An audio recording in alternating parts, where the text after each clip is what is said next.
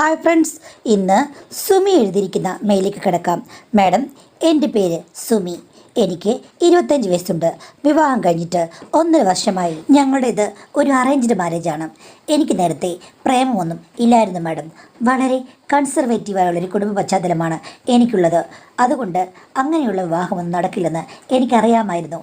പെട്ടെന്ന് തന്നെ വിവാഹം കഴിഞ്ഞല്ലോ. എൻ്റെ ഹസ്ബൻഡ് കാണാൻ കൊള്ളാം, പിന്നെ ബാക്ക്ഗ്രൗണ്ടും നല്ലതാണ്. കേരളത്തിന് വെളിയിലാണ് അദ്ദേഹം ബിസിനസ് ചെയ്യുന്നത്. എനിക്ക് പുള്ളിക്കാരനെ ഇഷ്ടപ്പെട്ടു. സംസാരിച്ചു കഴിഞ്ഞപ്പോൾ അദ്ദേഹം ആദ്യമേ എന്നോട് പറഞ്ഞത്, നീ നാട്ടിൽ നിൽക്കുന്നതാണ് എനിക്കിഷ്ടം. ഞാൻ ആ സംസ്ഥാനത്തേക്ക് നിന്നെ കൊണ്ടുപോകാൻ ആഗ്രഹിക്കുന്നില്ല. അവിടെ വെള്ളം ശരിയല്ല, താമസം ശരിയല്ല, ചൂട് കൂടുതലാണ്. അപ്പോൾ നിന്നെ കൊണ്ട് പോയി കഴിഞ്ഞാൽ നീ ഒത്തിരി ബുദ്ധിമുട്ടും. അതുകൊണ്ട് നീ എൻ്റെ കുടുംബത്തിൽ നിന്നാൽ മതി. ഞാൻ ഒരു 3 ആഴ്ച കൂടി ഇരിക്കുമ്പോൾ 2-3 ദിവസത്തിന് വന്നോളാം. ഇടയ്ക്ക് നമുക്ക് ടൂറൊക്കെ പോകാം. പക്ഷേ അമിതമായിട്ട് നീ ഒന്നും പ്രതീക്ഷിക്കരുത്. ഞാനെപ്പോഴും അടുത്ത് കാണുന്നുള്ള കാര്യം അത് നടക്കുന്ന കാര്യമല്ല. കാരണം അത്രയ്ക്ക് ബിസിയാണ് ബിസിനസ്സിൽ. അത് നീ അഡ്ജസ്റ്റ് ചെയ്യണം. പിന്നെ മറ്റു കാര്യങ്ങൾക്കൊന്നും നിനക്കൊരു ബുദ്ധിമുട്ടും കാണില്ല. വീട്ടിൽ അമ്മയും അച്ഛനുമൊക്കെ ഉണ്ടല്ലോ എന്നൊക്കെ അദ്ദേഹം ആദ്യമേ പറഞ്ഞു. എൻ്റെ അമ്മയോട് അതേപ്പറ്റി പറഞ്ഞപ്പോൾ അമ്മ പറഞ്ഞത് ഇങ്ങനെയാണ്, അതൊരു നല്ല കാര്യമല്ലേടി, നിനക്ക് നാട്ടിൽ തന്നെ നിൽക്കാമല്ലോ, ഇടയ്ക്ക് ഇവിടെ വന്ന് നിൽക്കാം. ഇനിയിപ്പം ഭർത്താവിനെ പ്രേമിച്ച് അവൻ്റെ കൂടെ മാത്രമേ ജീവിക്കുള്ളൂ എന്ന് പറഞ്ഞു കഴിഞ്ഞാൽ അത് ചിലപ്പോൾ 1-2 വർഷം രസകരമായിരിക്കും. അത് കഴിയുമ്പോഴേക്കും നിനക്ക് മടുക്കും. അതെന്താ അമ്മ അങ്ങനെ പറഞ്ഞത് എന്ന് ഞാൻ ചോദിച്ചു കഴിഞ്ഞപ്പോഴേക്കും അമ്മയ്ക്ക് പെട്ടെന്ന് മനസ്സിലായി, അറിയാതെ എന്തൊക്കെയോ അബദ്ധം വായിൽ നിന്ന് വന്നെന്ന്. അപ്പം അമ്മ അങ്ങും ഇങ്ങനെ തൊടാതെ പറഞ്ഞു, അത് പിന്നെ കുറേ നാൾ കഴിയുമ്പോഴില്ലേ ആണുങ്ങളോടുള്ള ജീവിതം ചിലപ്പോൾ നമുക്ക് ബുദ്ധിമുട്ടായിട്ട് തോന്നും. ഇവരുടെയൊക്കെ ഇഷ്ടങ്ങൾക്ക് കൂടെ നിന്ന് നമ്മളും മടുക്കും. പിന്നെ ഭർത്താവ് കുറച്ച് ദൂരമുള്ളതാണ് നല്ലത്, വല്ലപ്പോഴും വരും, അതാണ് മോളെ നല്ലത് എന്ന് പറഞ്ഞു. അമ്മേ, ഇത്രയൊക്കെ കുഴപ്പങ്ങൾ വിവാഹത്തിലുണ്ടെങ്കിൽ എന്തിനാണ് വിവാഹം കഴിക്കുന്നത്? എന്തിനാണ് എന്നെ ഇത്ര ചെറിയ പ്രായത്തിലെ തള്ളിവിടുന്നതെന്ന് ചോദിച്ചപ്പോൾ അമ്മ പറഞ്ഞു, ചെറിയ പ്രായമോ? നിനക്ക് ഇത്രയും പ്രായമായില്ലേ? ഇതൊക്കെ നല്ല കല്യാണപ്രായമാണ്. ഇപ്പോഴേ കല്യാണം കഴിക്കണം. എന്തായാലും കല്യാണം കഴിക്കാതെ നിൽക്കാനൊന്നും നിൻ്റെ അച്ഛനും വീട്ടുകാരും സമ്മതിക്കില്ല. അതൊന്നും പറഞ്ഞാൽ നിനക്ക് മനസ്സിലാകില്ല. നമ്മുടെ കുടുംബത്തിൻ്റെ സിറ്റുവേഷൻ അങ്ങനെയാണ്. അതുകൊണ്ട് അവൻ പറഞ്ഞതൊക്കെ കേട്ട് അഡ്ജസ്റ്റ് ചെയ്ത് നിൽക്കുക. അവന് നല്ല പണമുണ്ട്, ബിസിനസ് കൊണ്ട് അവൻ ബിസി ആകുകയാണെങ്കിൽ അങ്ങോട്ടാകട്ടെ. നീയാണെങ്കിൽ അവൻ്റെ സമ്പത്തൊക്കെ എടുത്ത് വെച്ച് ഷോപ്പിംഗ് നടത്തി അങ്ങ് അടിച്ചു പൊളിച്ച് ജീവിക്കുക. അത്രയേ ഉള്ളൂ. വരുന്ന സമയത്ത് ചേട്ടൻ എന്നൊക്കെ വിളിച്ച് നല്ല രീതിയിൽ അങ്ങ് സ്നേഹത്തോട് പെരുമാറുക, അത്രയേ ഉള്ളൂ. ആണുങ്ങൾ ഫ്ലാറ്റ്, അങ്ങനെ വേണോടി അവന്മാരെ നിലയ്ക്ക് നിർത്താൻ എന്ന് അമ്മ പറഞ്ഞു. എടി കള്ളി, ഇത്രയും നാളായിട്ടും ഇതൊന്നും എനിക്ക് പറഞ്ഞു തന്നിട്ടില്ലല്ലോ. ഭയങ്കര നല്ല നന്മ ചൊരിയുന്നൊരു അമ്മയായിരുന്നു എൻ്റെ അമ്മ. ഇപ്പോൾ പറയുന്നു ഇങ്ങനെയൊക്കെയാണെന്ന്. അപ്പോൾ വിവാഹജീവിതം എന്ന് പറഞ്ഞു കഴിഞ്ഞാൽ വലിയൊരു അഡ്ജസ്റ്റ്മെൻ്റാണ്.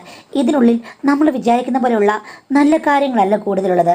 എല്ലാം ഒരു പുകമറ തന്നെ. എന്തായാലും കല്യാണം ഉറപ്പിച്ചല്ലോ. അങ്ങനെ കല്യാണം കഴിഞ്ഞു. ഭർത്താവ് സുന്ദരനായതുകൊണ്ടും എന്നോട് നല്ല രീതിയിലുള്ള ഇഷ്ടമുണ്ടായിരുന്നത് കൊണ്ടും എനിക്ക് ആദ്യ കാലഘട്ടമൊക്കെ നല്ല രസകരമായിട്ട് തോന്നി. എൻ്റെ ഇഷ്ടത്തിനനുസരിച്ച് പുള്ളി എനിക്ക് വേണ്ടി സമയം ചെലവഴിക്കുന്നു. പിന്നീട് ബിസിനസ്സിന് പോകുന്നു, ബിസിയാകുന്നു. വരുന്നത് നോക്കി ഞാൻ കാത്തിരിക്കുന്നു. വരുമ്പോൾ തന്നെ അദ്ദേഹം എന്നെ മണിയറയിൽ ഊയലടിക്കുന്നു.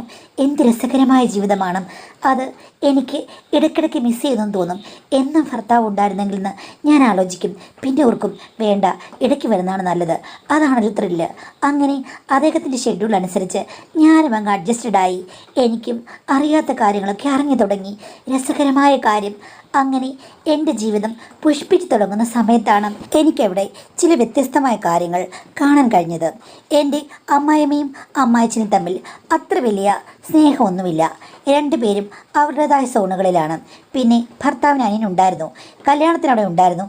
എങ്കിലും അവൻ വിദേശത്ത് ചേക്കേറിയിരിക്കുകയാണ്. ഭാര്യയ്ക്കും ഭർത്താവും അച്ഛൻ കൊമ്പത്ത് അമ്മ വരുമ്പത്ത് എന്നുള്ള സ്വഭാവമാണ്. 2 പേരും തമ്മിൽ നല്ല രീതിയിലൊന്നും മിണ്ടുന്നത് പോലും ഞാൻ കണ്ടിട്ടില്ല. 2 പേർക്കും ഒരു മുറിയുണ്ട്. ഒന്നിച്ചാണോ കിടക്കുന്നത് ചോദിച്ചു കഴിഞ്ഞാൽ അങ്ങനെയും പറയാൻ പറ്റില്ല. അമ്മയുടെ സാധനങ്ങളൊക്കെ വെക്കാൻ വേണ്ടി അമ്മയ്ക്ക് സെപ്പറേറ്റ് മുറിയുമുണ്ട്. ഒരു ദിവസം ഞാൻ അമ്മയോട് ചോദിച്ചു, അമ്മേ, അച്ഛനും അമ്മയും കൂടെ ഒന്നിച്ചല്ലേ കിടക്കുന്നതെന്ന്? ആ മോളെ, ഞങ്ങൾ ഒന്നിച്ചാണ് കിടക്കുന്നതെന്ന് പറഞ്ഞു. എങ്കിലും എനിക്ക് സംശയമുണ്ടായിരുന്നു, ഇത്രയും സ്നേഹമില്ലാത്ത 2 പേരും തമ്മിൽ എന്തിനാണ് ഇങ്ങനൊരു സെറ്റപ്പ് എന്ന് ചോദിക്കാൻ മടിയാണ്. ഒരു ദിവസം ഭർത്താവിനോട് ഞാൻ ചോദിച്ചു. അപ്പോൾ ഭർത്താവിനോട് പറഞ്ഞു, എടി, അമ്മയ്ക്ക് കുറേ വർഷങ്ങൾക്ക് മുമ്പ് ഒരു സർജറി ഉണ്ടായിരുന്നു. അത് കഴിഞ്ഞതിൽ പിന്നെ അമ്മ വേറൊരു മുറിയിലേക്ക് മാറി. 2 പേരും സെപ്പറേറ്റായിട്ട് ഇങ്ങനെ ജീവിക്കുകയായിരുന്നു. പിന്നീട് രണ്ടുപേരും തമ്മിൽ എന്തൊക്കെയോ ആശയക്കുഴപ്പങ്ങളുണ്ട്. എനിക്ക് തോന്നുന്നു സർജറി കഴിഞ്ഞതിൽ പിന്നെ അമ്മയ്ക്കൊന്നിനും താല്പര്യമില്ല. അങ്ങനെ എന്തൊക്കെയോ പ്രശ്നങ്ങളുണ്ടെന്ന് തോന്നുന്നു.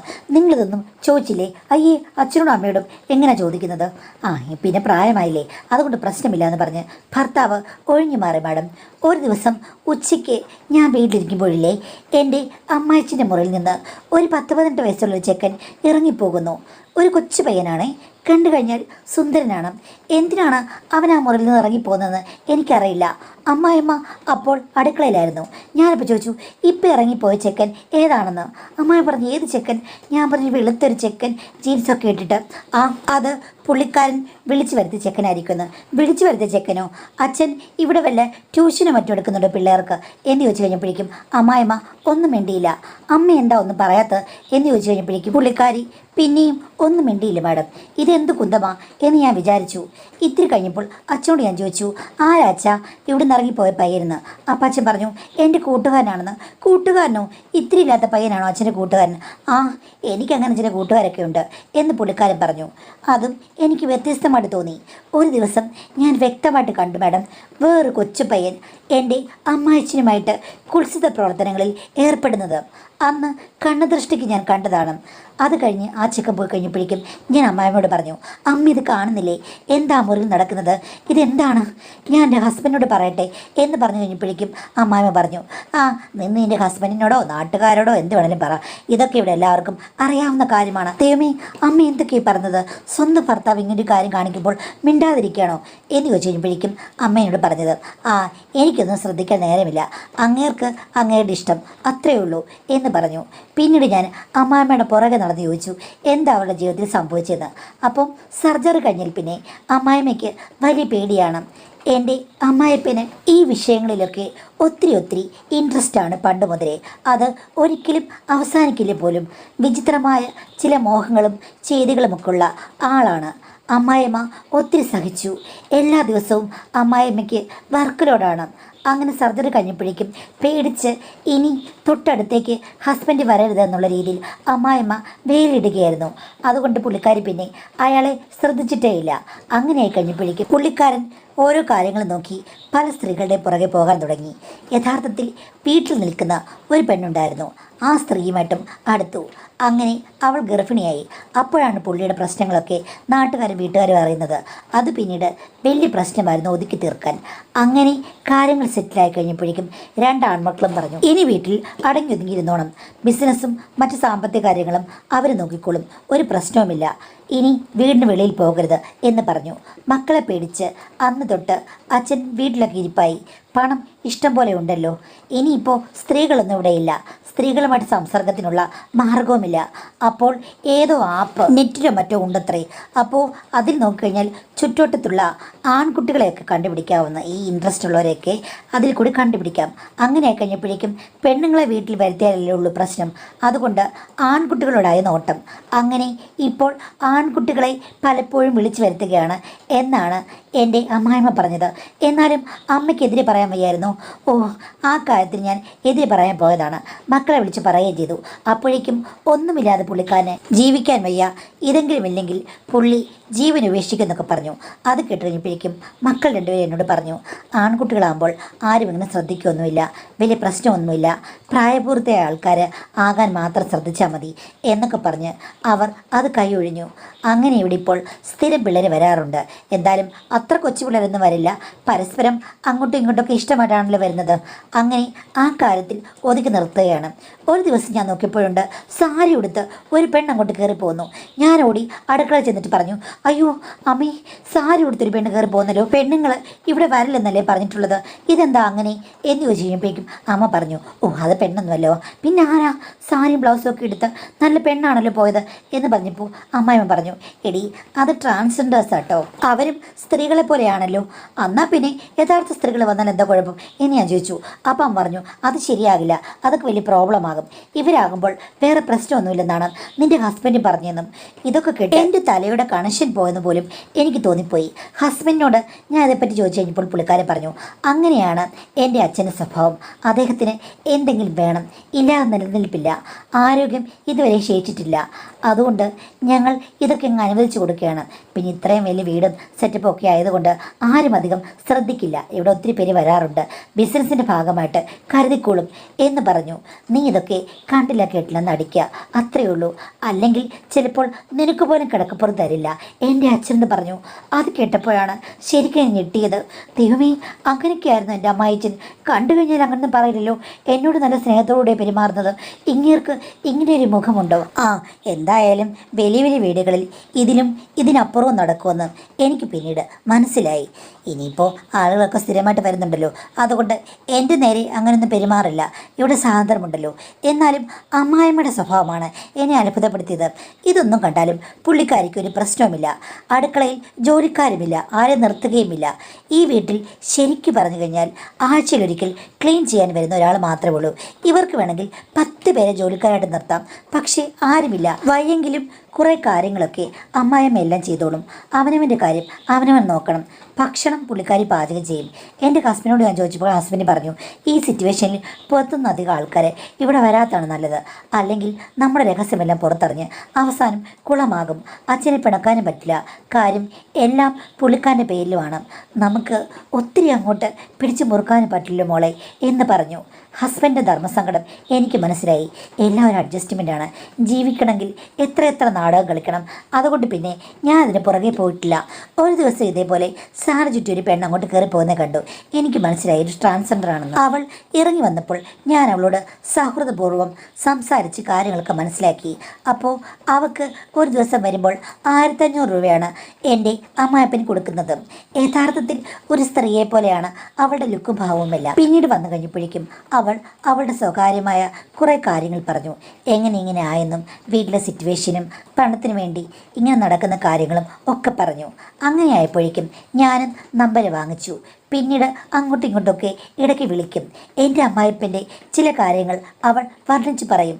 അമ്മായിപ്പൻ വിളിക്കുമ്പോൾ എപ്പോഴും വരുന്നത് വേറെ 2 കാര്യങ്ങൾ കൂടിയുണ്ട്. ഒന്ന്, അമ്മായിപ്പന് വല്ലാത്തൊരു സ്നേഹമാണത്രേ. അതായത് അവളെ തൃപ്തിപ്പെടുത്താൻ വേണ്ടിയിട്ടും അമ്മായിപ്പൻ്റെ കയ്യിൽ ഒത്തിരി മായാചാരങ്ങളുണ്ടത്രേ. പിന്നെ അവൾ കണ്ടിട്ടുള്ളതിൽ വെച്ചിട്ട് ഏറ്റവും നല്ലൊരു പുരുഷത്വം നിറഞ്ഞു തുളുമ്പി കണ്ടത് അമ്മായിപ്പനാണത്രേ. അതുമാത്രമല്ല, അയാളുടെ ടൈമും അവളെ ഒത്തിരി ആകർഷിച്ചു. അത് കഴിഞ്ഞിട്ടാണ് പണം അവളെ ആകർഷിക്കുന്നതെന്നാണ് അവൾ പറഞ്ഞത്. അമ്മായിച്ചൻ്റെ ഗുണഗണങ്ങൾ അവളെപ്പോഴും വർണ്ണിക്കും. ഒരു കൗതുകത്തിന് വേണ്ടിയിട്ടാണ് ആ സൗഹൃദം ഞാൻ തുടങ്ങിയത്. പക്ഷേ അവൾ ചിലപ്പോഴൊക്കെ നല്ല നല്ല പയ്യന്മാരുടെ ചിത്രങ്ങളും വീഡിയോകളും ഒക്കെ അയച്ചു തരും. ദൈവമേ, സ്ത്രീകളെക്കാൾ ഡിമാൻഡാണോ ഇവർക്കെന്ന് ഞാൻ ആലോചിച്ചിട്ടുണ്ട്. എത്ര നല്ല സുന്ദരന്മാരായ പയ്യന്മാരാണ് ഇവരുടെയൊക്കെ സ്നേഹത്തിന് വേണ്ടി കൊതിച്ച് നടക്കുന്നത്. ഞാനും വെറുതെ എവിടെ ഇരിക്കുന്നു എന്നൊക്കെ തോന്നും. പിന്നെ ഓർക്കും, അവരുടെ ജീവിതം വേറെ, നമ്മുടെ ജീവിതം വേറെ. ഒരു ദിവസം അവൾ എന്നോട് പറഞ്ഞു, ചേച്ചി ഞാൻ ഒരു കാര്യം പറയാം, പക്ഷെ അത് കേട്ട് ചേച്ചി ഞെട്ടരുതെന്ന്. യോ, അതെന്താ കുട്ടി എന്ന് ചോദിച്ചു കഴിഞ്ഞപ്പോഴേക്കും അവൾ എന്നോട് പറഞ്ഞു, ഈ അടുത്ത കാലത്തായിട്ട് അദ്ദേഹം അവളെ സിമി എന്നാണ് വിളിക്കുന്നത്.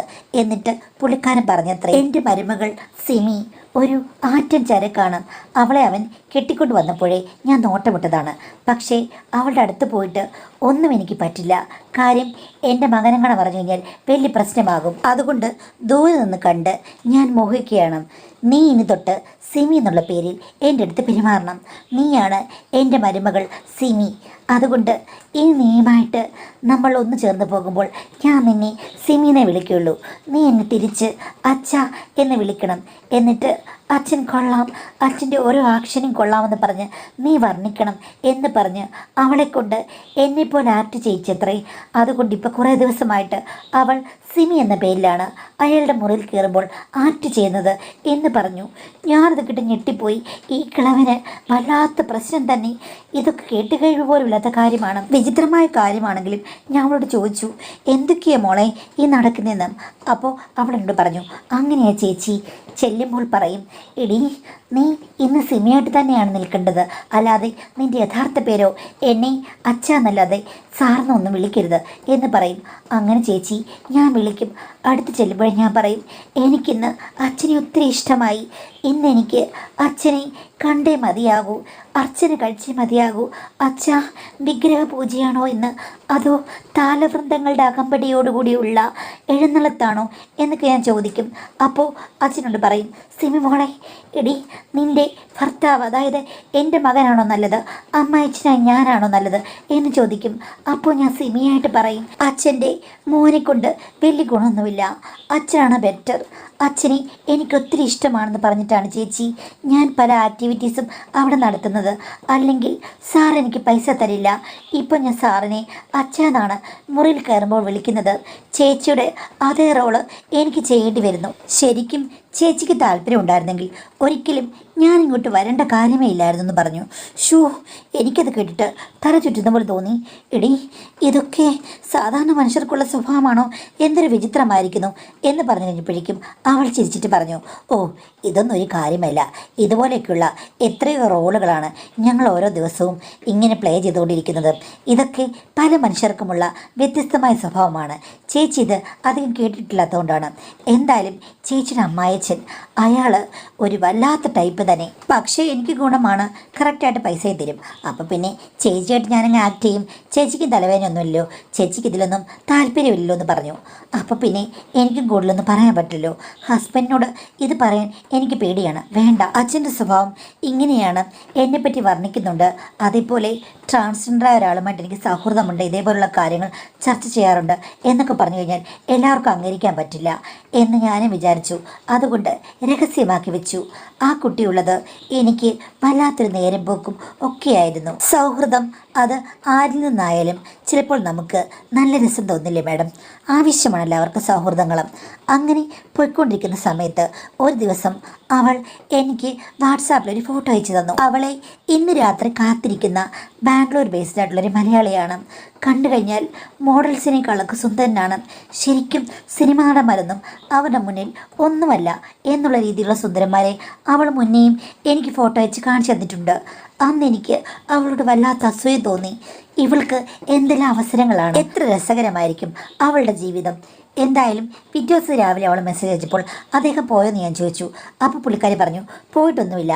ചേച്ചിക്ക് എന്താ ഇവനെ കണ്ടു കഴിഞ്ഞപ്പോഴേക്കും വല്ലാത്തൊരു ഇളക്കം, ചേച്ചിക്ക് ആഗ്രഹമുണ്ടെന്ന് ചോദിച്ചു. ഞാൻ പറഞ്ഞു, പോ, എനിക്കങ്ങനൊന്നുമില്ലെന്ന്. അപ്പോൾ അവളിനോട് പറഞ്ഞു, പുള്ളിക്കാരൻ ഇന്ന് മുഴുവൻ ഇവിടെ കാണും, ഹോട്ടൽ റൂമിലുണ്ട്, വേണമെങ്കിൽ വന്നു കഴിഞ്ഞ് കഴിഞ്ഞാൽ ഒരവസരം നമുക്കൊന്ന് മീറ്റപ്പ് ചെയ്യാമെന്ന് പറഞ്ഞു. വേണ്ടാന്ന് ഞാൻ പറഞ്ഞു.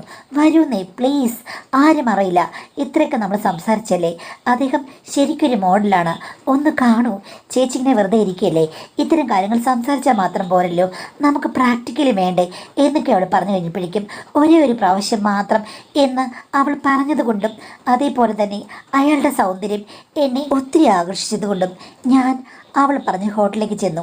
അവൾ തന്നെയാണ് എനിക്ക് അയാളെ ഇൻട്രൊഡ്യൂസ് ചെയ്തത്. അയാൾക്കാണെങ്കിൽ എന്നോട് വല്ലാത്ത ഇഷ്ടമായിരുന്നു. അധികം സംസാരവും പ്രവൃത്തികളും ഒന്നും ഉണ്ടായിരുന്നില്ല മാഡം, എല്ലാം ആക്ഷൻ ബേസ്ഡ് ആയിരുന്നു. അന്നാണ് എനിക്ക് ശരിക്കും സൗന്ദര്യമുള്ളൊരു പുരുഷൻ്റെ സാമീപ്യം തിരിച്ചറിഞ്ഞത്. അദ്ദേഹം അടിമുടി സൗന്ദര്യം പൂണ്ടൊരു വ്യക്തിയാണ്. എൻ്റെ ഭർത്താവുമായിട്ട് ഉപമിക്കാനേ പറ്റില്ല. അന്നാണ് എനിക്ക് മനസ്സിലായത് സൗന്ദര്യം നമുക്ക് തരുന്ന ഒരു രസം. അത് എൻ്റെ ഭാഗ്യമായിട്ട് ഞാൻ കരുതി. അന്ന് കർമ്മങ്ങളെല്ലാം പൂർത്തിയാക്കി ഞാൻ വീട്ടിൽ വന്നു. അവൾ എന്നെ അതിന് സഹായിക്കുകയും ചെയ്തു. പക്ഷേ 2-3 ദിവസം കഴിഞ്ഞപ്പോഴേക്കും അമ്മായിപ്പൻ എന്നോട് ഇങ്ങോട്ട് ചോദിച്ചു, നീ ഹോട്ടലിൽ പോയില്ലേ, എൻ്റെ മകനെ വഞ്ചിച്ചില്ലേ, നീ അവിടെ പോയിട്ട് ആറാടിയില്ലേ എന്നൊക്കെ ചോദിച്ചു. ഞാൻ ഉടനെ തന്നെ അവളെ വിളിച്ചു. അപ്പോൾ അവൾ അറിയാതെ അമ്മായച്ചനോട് അത് ഷെയർ ചെയ്തു പോയി എന്ന് പറഞ്ഞു. അവൾ അങ്ങനെ പറയുന്നു ഞാൻ വിചാരിച്ചില്ല മാഡം. ഒരാവേശത്തിൽ അവൾ അങ്ങ് പറഞ്ഞു പോയെന്നാണ് പറഞ്ഞത്. എന്ത് ചെയ്യണമെന്ന് എനിക്കും അറിയില്ല. അമ്മായച്ചനുടനെ ഡിമാൻഡ് വയ്ക്കാൻ തുടങ്ങി. ഇനിയിപ്പോൾ എൻ്റെ സ്വപ്നം നടക്കണം. പുറത്തുനിന്നെന്തിനാ ഇങ്ങനെ ആളുകൾ അകത്ത് വരുന്നത്? നീ ഇവിടെ സുന്ദരിയായിട്ടുണ്ടല്ലോ, ഇനിയിപ്പോൾ നീ എന്നെ അനുസരിക്കണമെന്ന് പറഞ്ഞു. ആദ്യത്തെ കുറേ ദിവസങ്ങൾ ഞാൻ പിടിച്ചു നിന്നു. അമ്മായച്ചൻ വാശി പിടിച്ചു കഴിഞ്ഞപ്പോൾ പിന്നെ എനിക്ക് ഒന്നും ചെയ്യാനില്ലായിരുന്നു. തെളിവുകളുണ്ട് എന്ന് വരെ അമ്മായച്ചൻ പറഞ്ഞു. തെളിവുകളില്ലെന്നാണ് അവൾ പറഞ്ഞത്. പക്ഷെ അമ്മായച്ചൻ പറഞ്ഞത് എല്ലാ തെളിവും എൻ്റെ കയ്യിലുണ്ടെന്ന്. എന്താണെന്നറിയില്ല. ഇനി വീട്ടിലൊക്കെ അറിഞ്ഞു കഴിഞ്ഞാൽ വലിയ പ്രശ്നമാകും എന്നോർത്ത് അമ്മായച്ചൻ പറഞ്ഞ ആ ഒരു നിമിഷത്തിൽ രാത്രി 10 മണിയായപ്പോൾ ഞാൻ അമ്മ ഉറങ്ങിക്കഴിഞ്ഞപ്പോൾ എൻ്റെ റൂമിൽ നിന്ന് അമ്മായച്ചൻ്റെ മുറിയിലേക്ക് ഞാൻ ചുവട് വെച്ച് ചെന്നു മാഡം. അയാളുടെ സ്വഭാവം ഓർത്ത് എനിക്ക് ഒട്ടും ഇഷ്ടമില്ലായിരുന്നു. പക്ഷേ മാഡം ചെന്ന് 10 മിനിറ്റ് കഴിഞ്ഞപ്പോൾ കഥയാകെ മാറി മറിഞ്ഞു. ഞാൻ എൻ്റെ ഭർത്താവിനെ കണ്ടിട്ടുണ്ട്, പിന്നെ സൂപ്പർ സുന്ദരനായ ആ മോഡലിനെയും കണ്ടിട്ടുണ്ട്. പക്ഷേ ആ രണ്ട് ആണുങ്ങളെപ്പോലെയല്ല എൻ്റെ അമ്മായിച്ചൻ. ഒരു പ്രത്യേക സ്വഭാവം, പ്രത്യേക തഞ്ചം, പ്രത്യേക സൂത്രവിദ്യകൾ. അദ്ദേഹത്തിൻ്റെ മാസ്മരികമായ പ്രഭാവത്തിൽ ഞാൻ വീണുപോയി. ടൈം എന്നൊക്കെ പറഞ്ഞു കഴിഞ്ഞാൽ ഒരിക്കലും ആർക്കും എത്തിപ്പിടിക്കാൻ പറ്റാത്ത ടൈമും അത് ഒരു പെണ്ണും വേണ്ടാന്ന് വെക്കില്ല മാഡം. ആദ്യത്തെ ദിവസം തന്നെ ഞാൻ അതിലെല്ലാം വീണുപോയി മാഡം. എനിക്ക് പിന്നീടൊരു മോചനമില്ലെന്ന് പോലും തോന്നിപ്പോയി. രണ്ടാമത്തെ ദിവസം മുതൽ അദ്ദേഹം വിളിക്കേണ്ട കാര്യമില്ല. ഞാൻ മുറിയിലേക്ക് ചെല്ലുകയായിരുന്നു. അമ്മായപ്പൻ പിന്നീട് എല്ലാവരുമായിട്ടുള്ള ബന്ധം അവസാനിപ്പിച്ചു. എൻ്റെ ആ മറ്റേ കൂട്ടുകാരിയില്ലേ, ആ കൂട്ടുകാരിയുമായിട്ടും ഇനി ഒരിക്കലും ആരുമായിട്ടും ഒരു സൗഹൃദം വേണ്ടാന്ന് പറഞ്ഞു. എല്ലാം അതോടുകൂടി നിന്നു. അവൾ എവിടെയാണെന്ന് പോലും ഇപ്പോൾ എനിക്കറിയില്ല. അമ്മായിച്ചിനിപ്പോൾ ആരെയും വിളിച്ച് വരുത്താറില്ല. എല്ലാ ദിവസവും ഹസ്ബൻഡ് ഇല്ലാത്ത സമയത്ത് 10-10:30 ആകുമ്പോഴേക്കും ഞാൻ അവിടേക്കിങ്ങ് പോകും. ഇത് അമ്മായിയമ്മയ്ക്ക് അറിയാവുമെന്ന് എനിക്കറിയില്ല. പുള്ളിക്കാരി 8:30 ആകുമ്പോഴേ ഉറക്കമാകും. ഇങ്ങോട്ടെങ്ങും വരികയില്ല മാഡം. സത്യം പറയാമല്ലോ, എൻ്റെ ഭർത്താവ് അമ്മായിച്ചിന് മുന്നിൽ ഒന്നുമല്ല, ആരുമല്ല. പിന്നെ സൗന്ദര്യത്തിൽ മികച്ചത് അന്ന് ഞാൻ മീറ്റ് ചെയ്ത ബാംഗ്ലൂർ മോഡൽ ചെക്കനാണെങ്കിലും ഇപ്പോഴും അമ്മായപ്പൻ്റെ തട്ട് താഴ്ന്നു തന്നെ നിൽക്കും മാഡം. എന്താണെന്നറിയില്ല, എൻ്റെ മനസ്സ് അദ്ദേഹം മാറ്റിമറിച്ചു. ഇപ്പോൾ ഈ വീട്ടിൽ ഇങ്ങനെയാണ് കാര്യങ്ങൾ പോയിക്കൊണ്ടിരിക്കുന്നത്. ഭർത്താവ് ഇത് വല്ലത് പറഞ്ഞു കഴിഞ്ഞാൽ ഇവിടെ പ്രശ്നങ്ങളുണ്ടാകും. എൻ്റെ വീട്ടിലിറങ്ങെന്ന് പറഞ്ഞു കഴിഞ്ഞാൽ പിന്നെ പറയണ്ട, വലിയ പ്രശ്നങ്ങളാണ്. എന്നാലും ഞാൻ അദ്ദേഹത്തിന് ആകർഷിക്കപ്പെട്ട് അങ്ങ് പോവുകയാണ് മാഡം. അനിയന്ത്രിതമായ രീതിയിൽ എനിക്ക് അദ്ദേഹത്തെ ഇഷ്ടമാണ്. എന്ത് ചെയ്യണമെന്ന് എനിക്കറിയില്ല എന്നാണ് പറഞ്ഞിട്ടുള്ളത്. മറ്റുള്ളവർ പറഞ്ഞതും കേൾക്കുന്നതും അല്ലെങ്കിൽ കാണുന്ന കാഴ്ചകളിലും പറച്ചിലുകളിലും ഒക്കെ ഇൻഫ്ലുവൻസ്ഡായി നമ്മൾ ഇറങ്ങി പുറപ്പെട്ട് കഴിഞ്ഞാൽ പിന്നെ എന്താ കാര്യം? ഒരു കാര്യമില്ല. നമുക്ക് നമ്മളുടെ ഒരു കൺട്രോൾ വേണ്ടേ? ആരെങ്കിലും എന്തെങ്കിലും പറയുമ്പോഴേക്കും അല്ലെങ്കിൽ പ്ലാവില നീട്ടുമ്പോൾ ആടിനെ പോലെ അങ്ങോട്ട് പോയി കഴിഞ്ഞാൽ കാര്യങ്ങൾ ഇങ്ങനെ ഇരിക്കും. ഇനിയിപ്പം ഒന്നും അറിയില്ല എന്ന് പറഞ്ഞ് എന്ത് ചെയ്യാനാ? ഒന്നുമില്ല. ഏതെങ്കിലും സമയത്ത് ഭർത്താവ് കണ്ടുപിടിക്കുകയാണെങ്കിൽ അങ്ങനെയുള്ള പ്രശ്നമുണ്ടാക്കും, നിങ്ങളുടെ വീട്ടിൽ പറയും, ഡൈവേഴ്സ് ആകും, നാട്ടുകാരൊക്കെ അറിയും. അത്രയേ ഉള്ളൂ കാര്യം. പ്രത്യേകിച്ച് അതിനകത്ത് വലിയ കാര്യമൊന്നുമില്ല. പിന്നെ മിടുക്കുണ്ടെങ്കിൽ ആരും അറിയാതെ മുന്നോട്ട് കൊണ്ടുപോവുക. പലപ്പോഴും നമ്മളിപ്പോൾ സാമൂഹ്യ മാധ്യമങ്ങളൊക്കെ കാണുന്നതാണ്. ഇപ്പോൾ ഒരുത്തൻ ഒരു 100 പെണ്ണുങ്ങളോട് ഇങ്ങനെ ചുറ്റി നടക്കും. അവൻ്റെ കൂടെ പിന്നെയും കുറേ പെണ്ണുങ്ങൾ പോകും. അപ്പോൾ അതിനൊന്നൊരു പ്രശ്നവുമില്ല. സാധാരണ നല്ല രീതിയിൽ ജീവിക്കുന്ന ആണുങ്ങൾക്ക് പെണ്ണുങ്ങളെ കിട്ടാനില്ല എന്നുള്ള കമൻറ്റും കാണാറുണ്ട്. അപ്പോൾ എന്താണെന്ന് വെച്ച് കഴിഞ്ഞാൽ ഓരോരുത്തർക്കും ഓരോ രീതിയിലുള്ള എന്തെങ്കിലും വിരുദ്ധകൾ കാണുമായിരിക്കും. വിരുദ്ധകൾ മോഹിച്ച് അതിന് പുറകെ പോയിട്ട് അയ്യോ എനിക്ക് വിരുദ്ധ വേണം, പക്ഷേ എന്ത് പറ്റുമോ എനിക്കറിയില്ലേ എന്ന് പറഞ്ഞിട്ട് വല്ല കാര്യമുണ്ടോ? അതിന് പുറകെ പോയി കഴിഞ്ഞാൽ അത് കിട്ടും. ചിലപ്പോൾ പോകും, ചിലപ്പോൾ പൊട്ടും, ചിലപ്പോൾ നാട്ടുകാരറിയും, ചിലപ്പോൾ ആ കൂടി പ്രശ്നവുമാകാം, ചിലപ്പോൾ അറിയാതെ പോയേക്കാം. അതൊന്നും നമുക്ക് പ്രെഡിക്റ്റബിൾ അല്ല. പക്ഷേ നല്ല രീതിയിൽ ജീവിക്കണം എന്നുണ്ടെങ്കിൽ എന്ത് ചെയ്യണം? ഇത് ശരിയല്ല എന്ന് മനസ്സിലാക്കിയിട്ട് വേണ്ട എന്ന് വെക്കുക. ഭർത്താവുമായിട്ട് നല്ല രീതിയിൽ ജീവിക്കുക. ഇതിൽ രണ്ടിലേതെങ്കിലും കാര്യങ്ങൾ ചെയ്യണം. സ്വയം തീരുമാനം എടുക്കാൻ പറ്റുന്നില്ലെങ്കിൽ ഒരു കൗൺസിലർ വേണമെങ്കിലും കാണാം. ഇതൊന്നും ചെയ്യാൻ പറ്റില്ലെങ്കിൽ വരുന്നത് വെച്ച് കാണാം എന്ന് തീരുമാനം എടുക്കുക. അല്ലാതെ ഇപ്പം എന്താ ചെയ്യുക?